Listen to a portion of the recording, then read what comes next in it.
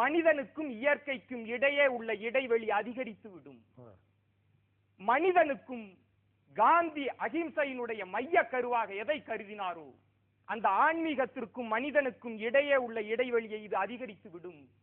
இன்னும் சொல்ல போனால் அகிலத்திற்கும் அமைதிக்கும் இடையே கூட இது ஒரு சீன பெருஞ்சுவரை எழுப்பிவிடும்.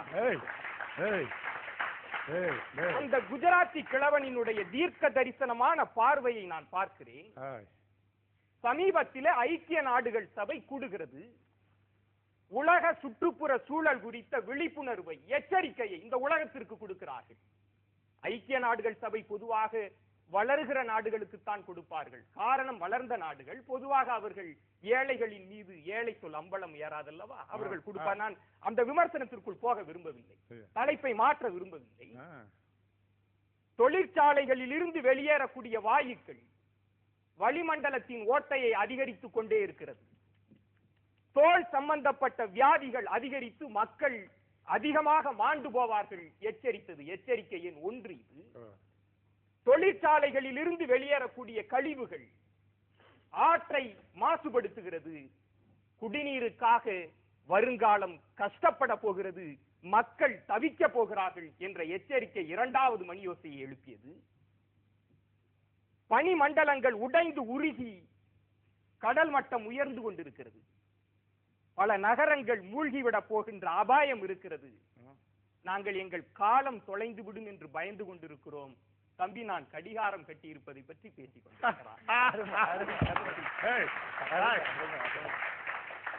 இருக்கிறது தம்பி, முடித்து விடுகிறேன். என்னுடைய ஆதங்கங்களை கொட்டி தீர்க்க இந்த களம் தான் சரியான.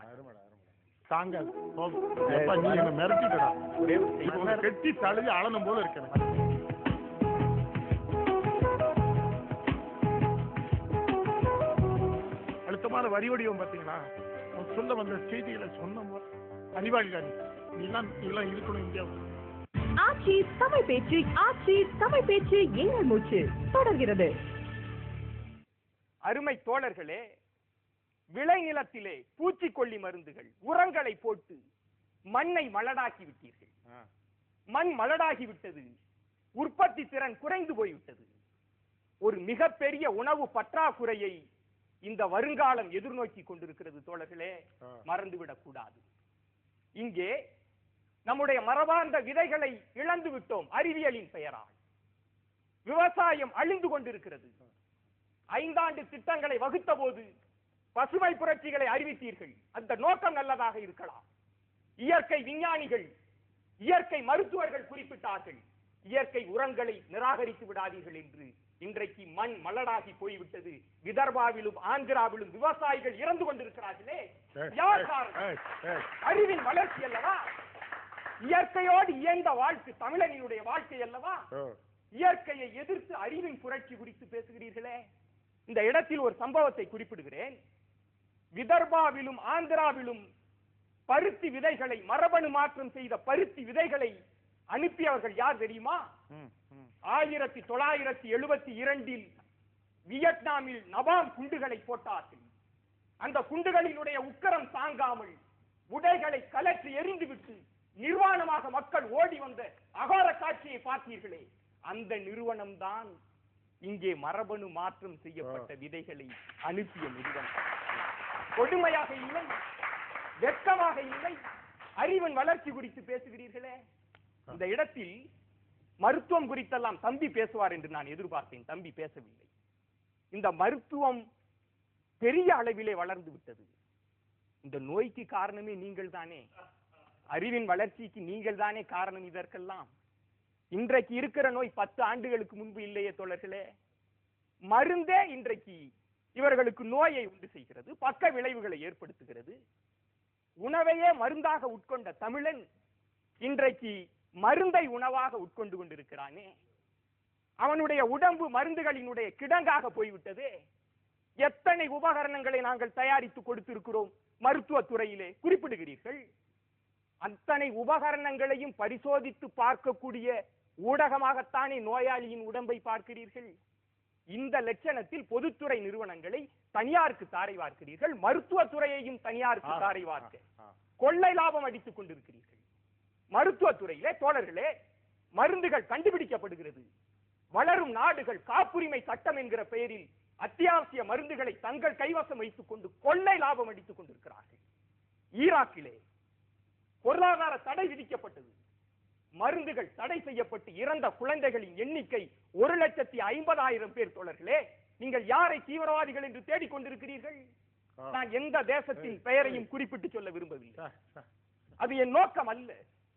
என் அருமை தோழர்களே, 1945 செப்டம்பர் 11 ஹிரோஷிமா நாகசாகியில் குண்டுமலைகளை பொழிந்தீர்கள். அந்த குண்டுகளின் பெயர் செல்ல பையன், குட்டி பையன் என்று பெயரிட்டு அந்த ஹிரோஷிமா நாகசாகியிலே நீங்கள் போட்டீர்கள். தாங்காது, போதும். இத நீ ஒரு புஸ்தகமாவே போடுறா. என்னமா பேசுற கண்ணு? நான் கும்பிடுறேன்டா. அவன் பதில் சொல்லட்டும். அவன் தாங்க மாட்டான், நானே தாங்கல. அருமடா அருமடா அருமடா, நல்லா இருடா ஐயா. அவர் 1948க்கு முன்பு இருந்த கதைகளை எல்லாம் சொன்னார். மகாத்மா காந்தியை பற்றி சொன்னார். ஆனால் மகாத்மா காந்தி அவர்களை இன்னைக்கு வரை சொன்னான். ஐநா சபை தானே இருக்கு.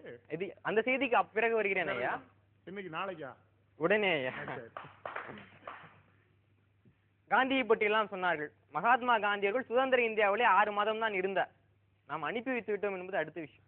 6 மாதம் தான் இருந்தார். அதற்கு பின்பு வந்த ஆட்சியாளர்கள் எதை கையிலே எடுத்துக்கொண்டார்கள்? காந்தி தன்னுடைய வாரிசு என்று அழைத்த நேரு என்ன செய்தார்? நவீன அணைக்கட்டுகள் தான் இந்தியாவின் கோயில்கள் என்று பகிரங்கமாக அறிவித்தார். காமராஜர் என்ன செய்தார்? அவர் ஆட்சியிலே தமிழகத்தை கிராமமாக மாற்றினார். 10 தொழில்பேட்டைகள், 3ஆக இருந்த சர்க்கரை ஆலைகளை 13ஆக மாற்றினார். 73ஆக இருந்த நூற்பு ஆலைகளை 134ஆக மாற்றினார். இதற்கெல்லாம் சிகரம் வைத்தார போல நெய்வேலி நிலக்கரி திட்டம். அந்த திட்டம் எப்படி வந்தது என்று உங்களுக்கு எல்லாம் தெரியுமா? ஜவஹர்லால் நேரு அவர்களிடம் காமராஜர் சென்று சொல்கின்றார், இது போல ஒரு நிலக்கரி ஆலை எங்களுக்கு வேண்டும் என்று. ஜவஹர்லால் நேரு வன்மையாக மறுத்து விடுகின்றார். இது வேலைக்கு ஆகாது என்றது அவர் வாதம். உடனே காமராஜர் நேரு அவர்களுடைய வீட்டுக்கு சென்று ஒரு அரைவாசலிலேயே படுத்து உறங்குகின்றார். ஜவஹர்லால் நேரு அவர்கள் ஒரு நாளைக்கு 2 மணி நேரம் மட்டுமே தூங்கும் பழக்கம் உடையவர். அந்த நேரத்திலே காமராஜர் அவர்கள் குரட்டை விட்டு தூங்கிக் கொண்டிருக்கின்றார். அந்த சத்தம் பொறுக்காமல் ஜவஹர்லால் நேரு தன்னுடைய உதவியாளரை பார்த்து கத்தினார், அவனை எடுத்துக்கொண்டு போய் வங்கக்கடலிலே எறியுங்கள் என்று. அந்த அளவிற்கு கோபம் மூட்டி அவரை பின்தொடர்ந்து சென்று வேறு வழியே இல்லை என்கிற நிலையிலேதான். தவறான செய்தி அது.